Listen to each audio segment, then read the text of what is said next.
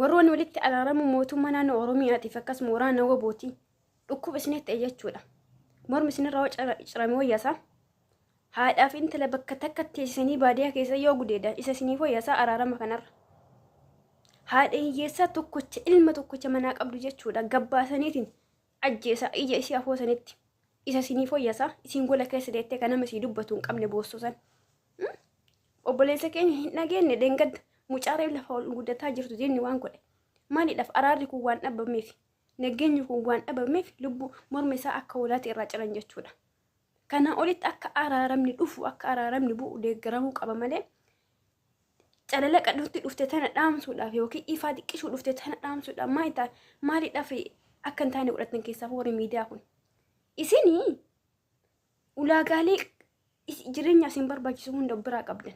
Jireenya keessan guuttataniitiin intarneet irra jettanii waa'ee qabsoo waasuuftan.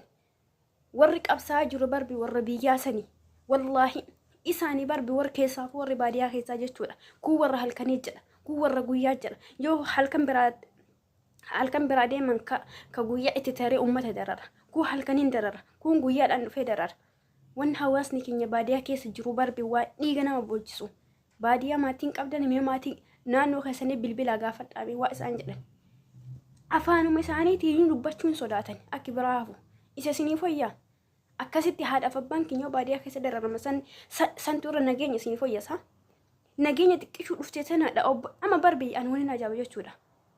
Jarri kunniin siyaasa garagara godhe malee obboleeyyan lachuuyyuu ilma Oromooti. Ku abbaa garaa ku abbaa haqaa ta'u malee sana rabbi irraa beeka hundumaayyuu. Garuu obboleeyyan lamaan gidduu seenanii akka isaan nagaa hin taane godhuun kun maaf barbaachiseedha. Ara bismillah rabbii keessa sodaadha. Assalaamu alaykum warahmatullahi wabarakatuh. Ummata qashti yoo jira jirtu baga jiraatani.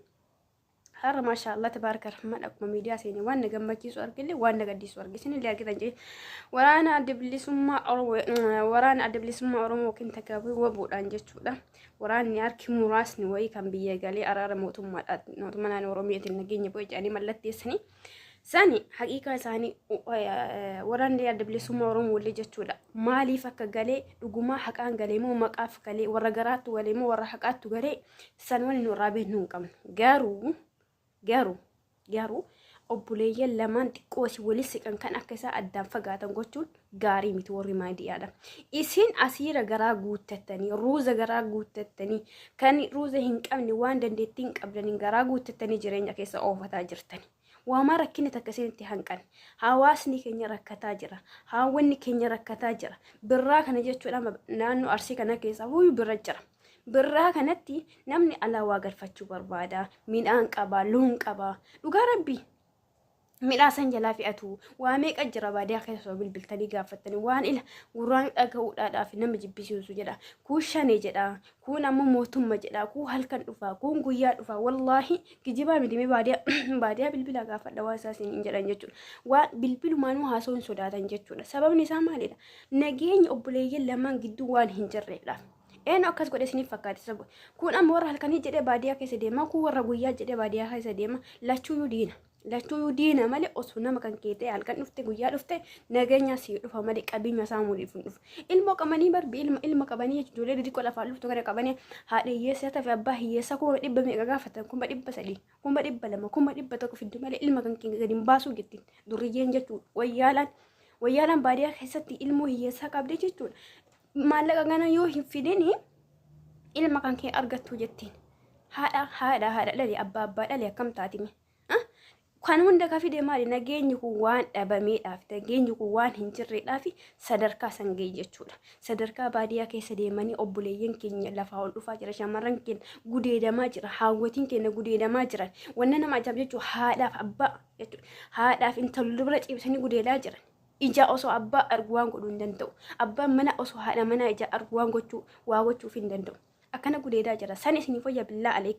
Yoo isin ruuza garaa guuttattanii akkuma fedhe keessanii haasoftanii ummata hiyyeessa baadiyaa keessa rakkataa jiru sadiidha waa hubadhaa waa jedha keessaa warri feemasii jettanii kijibdan jechuudha maa kijibdan qabsoo barbaadan galtanii qabsaa yookiin fakkeessuun hin barbaachisu jechuudha ila ani saba kiyyaaf quuqamee saba kiyyaadhaaf dhukkubsadhee osoo jetti gaafa duraayyuu biyyaan baatu sababni isaa maal duutullee jiraattu biyyuma sanii keessa waa dhaata jechuudha hayyee erga baatee ammoo jechuudha erga baatee calalaqa dhufte takka wayii nageenya dhufuuf taate takka wayii afoo hin dhaabbatin afaan kee walitti qabadhu kanaaf ummata keenya ila rabbii ummata keenya nagahaa godhu wallahi ummanni keenya dhama'ee jira kun warra halkaniitu dhamaasa kun warra guyyaattu dhamaasa kaan mootummaa dhamaasa kaan diina dhamaasa ummanni akka malee dhama'ee jira ummanni nagaa barbaada nagaa amma wootana barbi kan argi kanaaf ummanni baay'ee ofi gammada maaliidhaaf addaa namni diina jennee walii eenyu kun nageenyu inuma dhufaami abdii jedhuun jira waan ta'eef abdii kan hawaasa afutti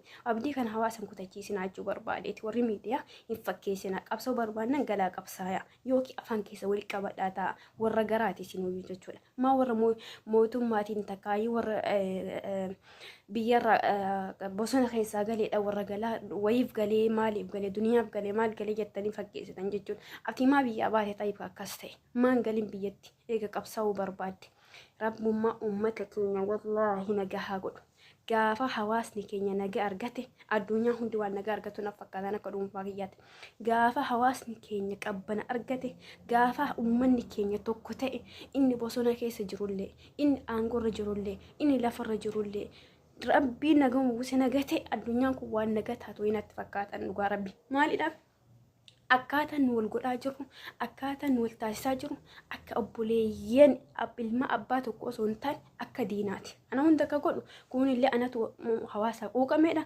kunillee anatu hawaasa quuqame jedha yaada isaanii yookiin marii isaanii tokko taasisuu dhabuudha waliidhaan jarma ta'uu dhabu kana fida jechuudha rabbi uummata keenya haraa galfachiisu ila rabbiin harkaa qaba dandahaadha rabbi waa hundaayyuu harkaa qaba isa fir'auna bishaan keessa dhabama godhe rabbiin diina hawaasa keenya dhabame si haa godhu wallaahi bakka isiin jirtutti si haa fixu abbaa fedhe maan ta'e bakki jirtutti isii haa fixu maaliidhaaf hiyyeessi akkitti bahee galu dhabee jira hiyyeessi akkitti bahee warra magaalaatu nagaa jira malee walla warri baadiyaa nagaa dhabee jira keessaa huyyuu rakkinni baadiyaa keessa gaddeebi'ee jira jechuudha warri halkan illee warri guyyaa jedhamullee warri halkan jedhamullee hundi isiitu diinni kijibdee jechuudha halkan dukkaneeffattee kun guyyaan deemtu hawaasni dhama'ee jira jireenya mana ofii keessa gola ofiitti mee baadiyaa keessa hawaasni maal jiraata barbee waan jiraatu wanni inni guddoo baadiyaa san keessa argatu jiraata jechuudha aannan dhugaa rabbi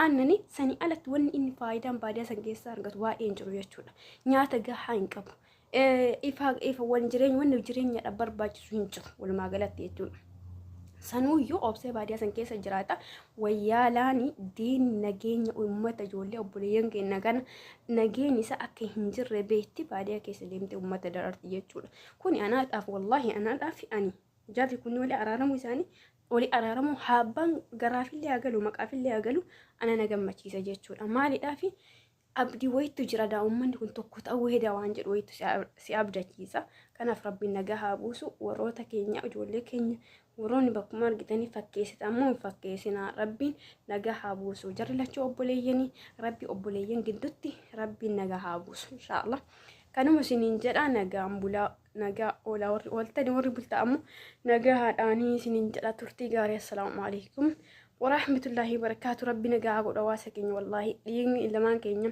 dhiigni haawwatii keenya dhiigni aayyootii aabboo kan keetii aayyoo keetii aabboo kan keetii rabbi lafa hangatiin inshaallah nagaa